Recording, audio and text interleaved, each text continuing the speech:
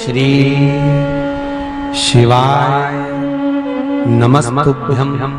हमारा आपसे केवल इतना निवेदन, इस पूरे श्रोता भाई बहनों से केवल इतना सा निवेदन है कि जिस भूमि को, जिस मकान को, जिस जमीन को, जिस जायदाद को आप बनाना चाहते हैं, जिस प्लाट को आप निर्मित करना चाहते हैं, कई कई घर ऐसे किराए के मकान में रहते थे तो अच्छे रहते थे, जब से घर बनाया प्रवेश करा तब से रो रहे हैं। 25 बार वास्तुशास्त्री वालों को बुला लिया, उसने यहाँ से सीढ़ी तोड़ दो, यहाँ से बना दो, यहाँ बाथरूम तोड़ दो, यहाँ से बना दो, ये पीछे से रास्ता कर दो, यहाँ से बना दो। ईमानदारी से कहना, पहले के समय में क्या वास्तुशास्त्री होते थे? नहीं। घर के बुजुर्ग कहते थे यहाँ कमरा बना दे बेटा, बेटा कमरा बना देता, यहाँ रसोई घर बना दे बेटा। घर के बुजुर्ग कहते थे वहां कमरा बनता था, घर के बुजुर्ग कहते थे वहां पर भोजन बनता था। उसके बाद भी उनके घर में शांति होती थी, फिर भी उनके घर में समृद्धि होती थी, लक्ष्मी की कोई कमी नहीं होती थी। कमाते कम थे पर ऐश की जिंदगी जीते थे, सुखमय जीवन जीते थे। आज के जमाने में बेटा कमा रहा, बहू कमा रही, पोता कमा रहा, पोती कमा रही, दादा कमा रहा, सारा घर कमा रहा है, उसके बाद भी सुख और समृद्धि और शांति नहीं है, उसके बाद भी आनंद की अनुभूति नहीं है, उसके बाद भी हमेशा रोना केवल सुख का होता है। जरा सा घर में 4 लोग रह रहे हैं पर चारों के मुंह भगोने जैसे रहते हैं, एक तपेले जैसा मुंह, एक भगोने जैसा मुंह, एक थाली जैसा मुंह, एक बल्टोई जैसा मुंह, सब कोई बोलने को तैयार नहीं, क्योंकि जब जब बोले तो बर्तन की आवाज आए तो बोलेगी। एक माँ बेटी टीवी के सामने, एक माँ बेटी एक सोफे पे बैठा, बोले ही नहीं आपस में। वो सुख गया कहां महाराज?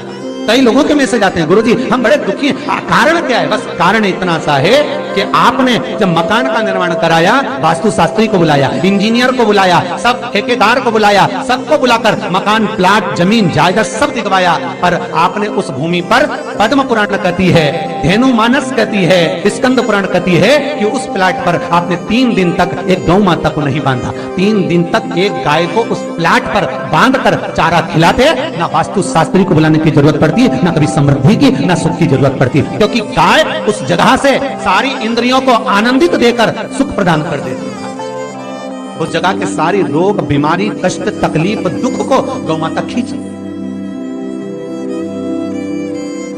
गौ माता जैसी जगत में कोई नहीं हो सकता। हाथ में घड़ी नहीं बांधती गौ माता, पर 4 बजे आपके यहाँ रोटी मिलती है तो 4 बजे खड़ी मिल जाती है। 3 बजे भोजन मिलता है तो 3 बजे आपके दरवाजे पे मिल जाती है।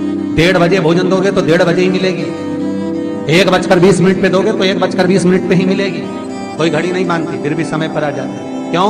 क्योंकि भगवान ने उसको ऐसा बनाया है, 33 कोटि देवताओं ने उसमें ऐसा विराजमान कर दिया है कि जगत का वो कल्याण कर सकती है। उसका एक एक अंश जीव का कल्याण करने वाला है, एक एक अंश जगत का उद्धार करने वाला है। पर हम ये आज के युग में हम उसको भूल गए। आज के युग में हम ये सोचते हैं कि हम वास्तुशास्त्री को बुला लें, वो ये बता दे, हमने ये फ्लैट बनाया, हमने ये मकान बनाया, इसकी छत कैसी, इसका कमरा कैसा, वो बता देगा, सब कुछ बता देगा। उसके बाद भी लोगों के यहाँ सुख नहीं, उसके बाद भी शांति।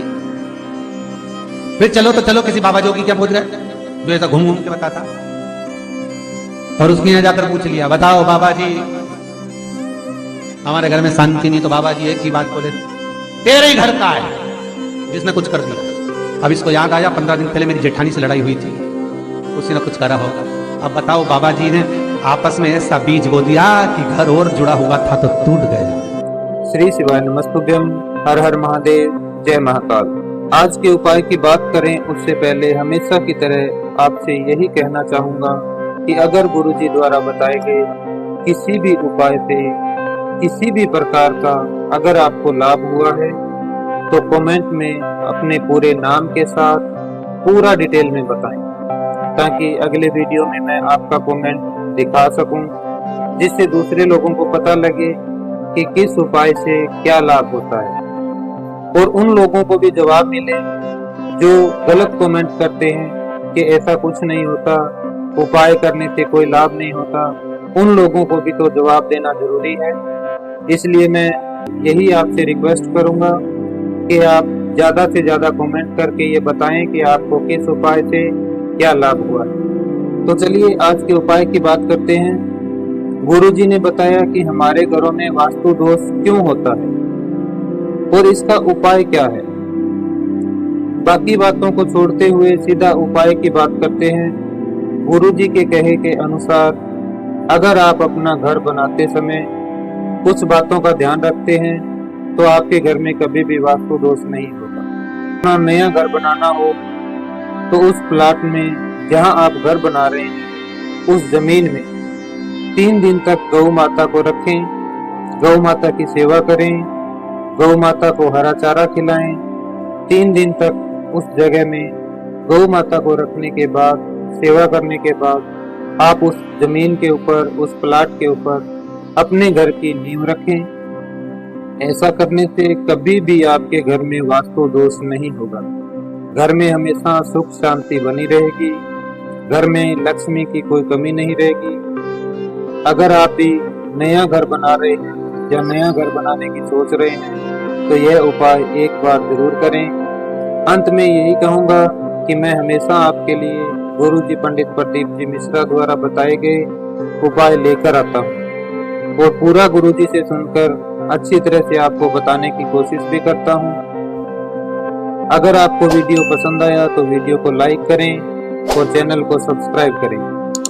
श्री शिवाय नमस्तुभ्यम।